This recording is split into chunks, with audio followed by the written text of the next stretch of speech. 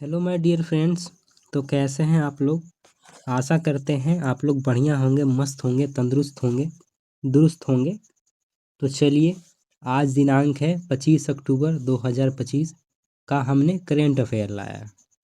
तो चलिए, आप लोगों का स्वागत है हमारे छोटे से यूट्यूब चैनल में।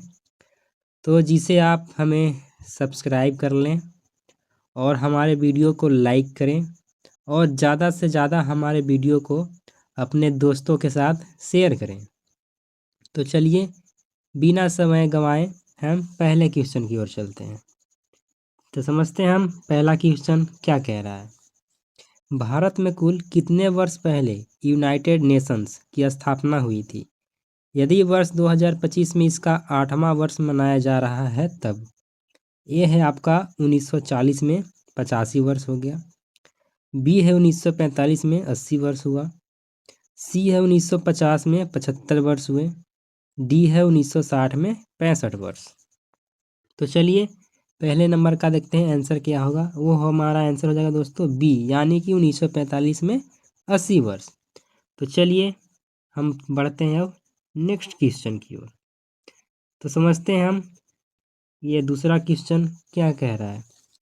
निम्नलिखित में कौन सी पहल भारत में सामाजिक तकनीकी उपाय के रूप में रेलवे स्टेशनों पर भीड़ नियंत्रण हेतु लागू की गई है? यानी कि भीड़ को नियंत्रण यानी कि कंट्रोल करने की लागू की गई है। ए है आपका सीसीटीवी कैमरे का बंद होना। बी है हीट मैपिंग एवं भीड़ मापन डैशबोर्ड्स। सी है आपका टिकट प्रिंटिंग बंद करना।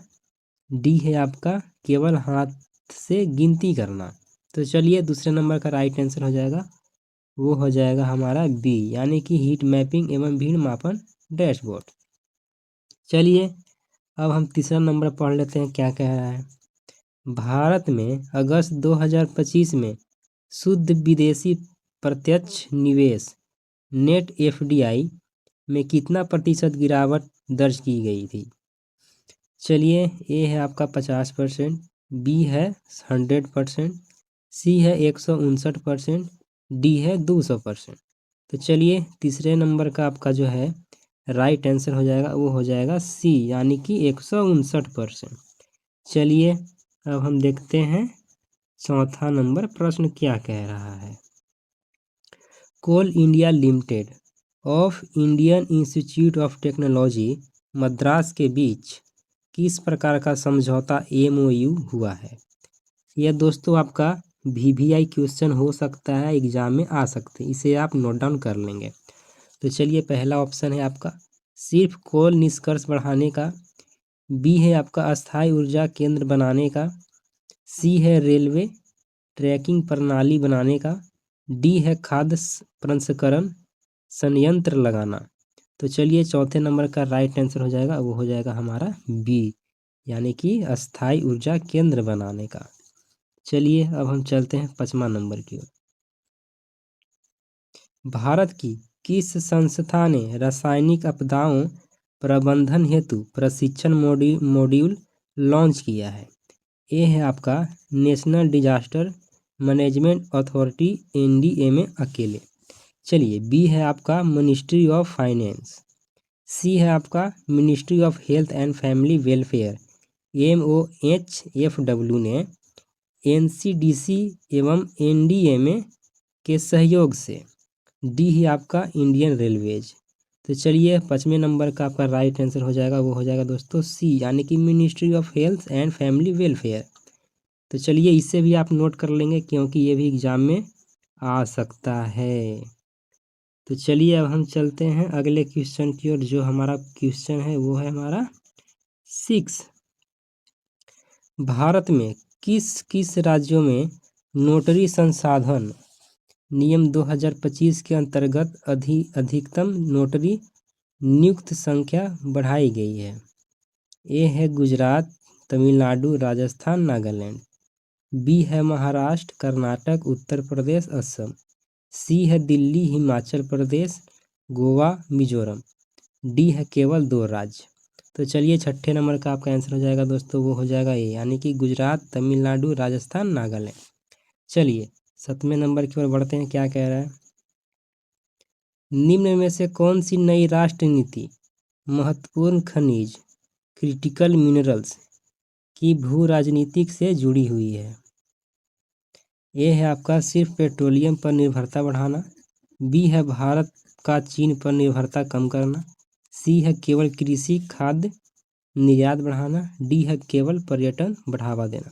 तो चलिए 7वें नंबर का आपका आंसर हो जाएगा, वो हो जाएगा बी, यानी कि भारत का चीन पर निर्भरता को कम करना।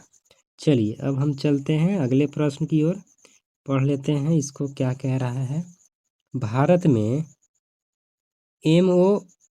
एम्बिक मेनिंजोमेशन एन्सेफालिटिस किस श्रेणी से संबंधित हाल ही का बात है?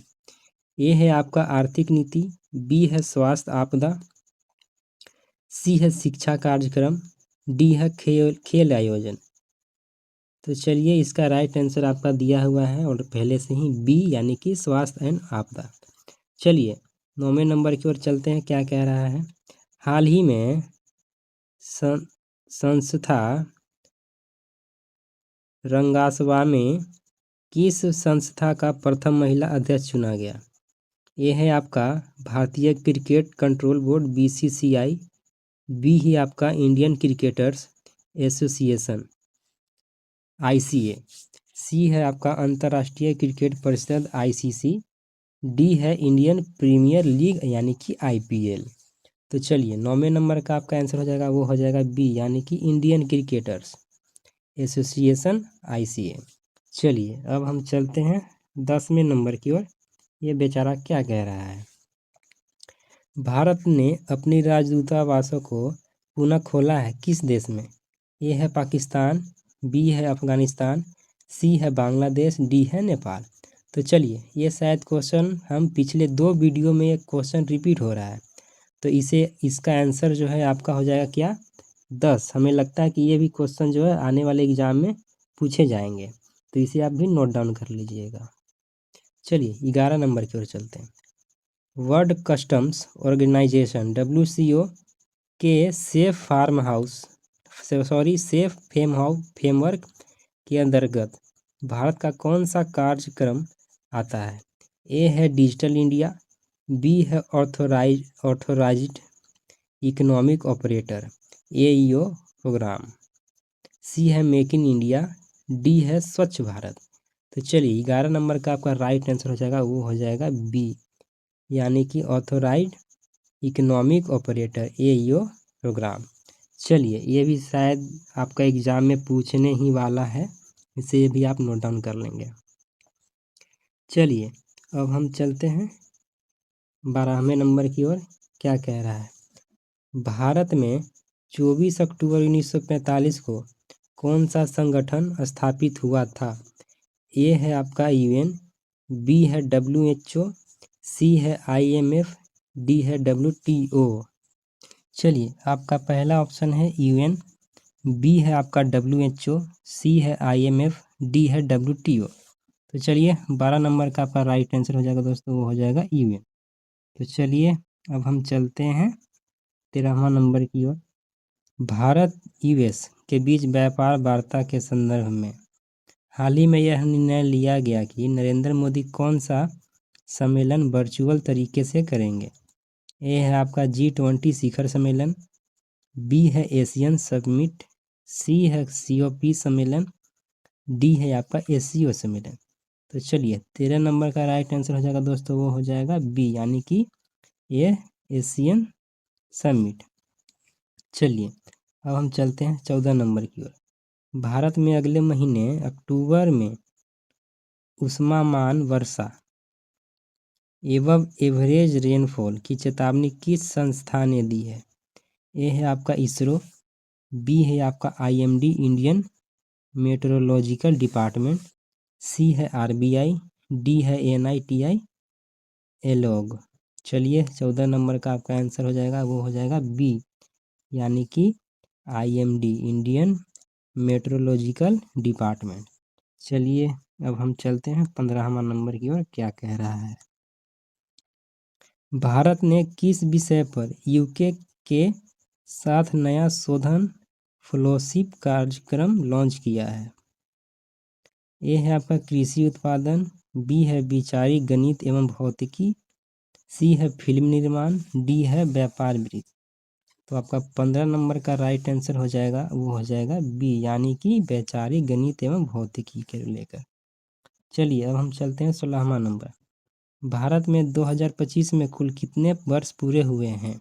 Sanjay Gandhi national park SGNP जैसे वन क्षेत्र में, जैसा कि चर्चित लेख में उल्लेख है।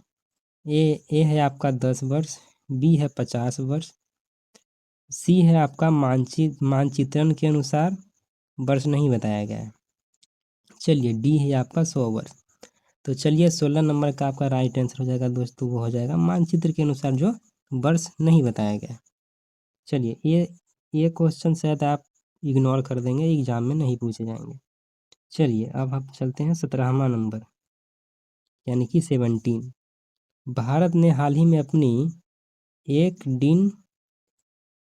एक इंडिजिनस स्वदेशी बंदूक व्यवस्था के तहत कितनी कार्बाइन की ठेका राशि स्वीकृत की है? ए है आपका 1 करोड़, बी है 2,700,000, सी है 5,000 करोड़, डी है 10,000 करोड़। तो चलिए 17 नंबर का राइट आंसर हो जाएगा दोस्तों, वो हो जाएगा बी, यानी कि 2,700 करोड़। चलिए अब हम चलते हैं 18वें नंबर की ओर। भारत में मल्टीपल स्कैम फ्रेमवर्क MSF किस वर्ष में लागू किया गया? ए है आपका राष्ट्रीय पेंशन प्रणाली NPS, बी है शिक्षा ऋण, सी है आपका पर्यटन विकास, डी है रेल नियोजन। तो चलिए 18 नंबर का आपका आंसर हो जाएगा, वो हो जाएगा ए, यानी कि राष्ट्रीय पेंशन प्रणाली। चलिए 19वां नंबर देखते हैं।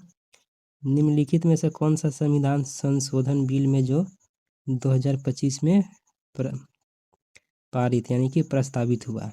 ए है आपका 129वां संशोधन, बी है 130वां संशोधन, सी है 131वां संशोधन, डी है 132वां संशोधन।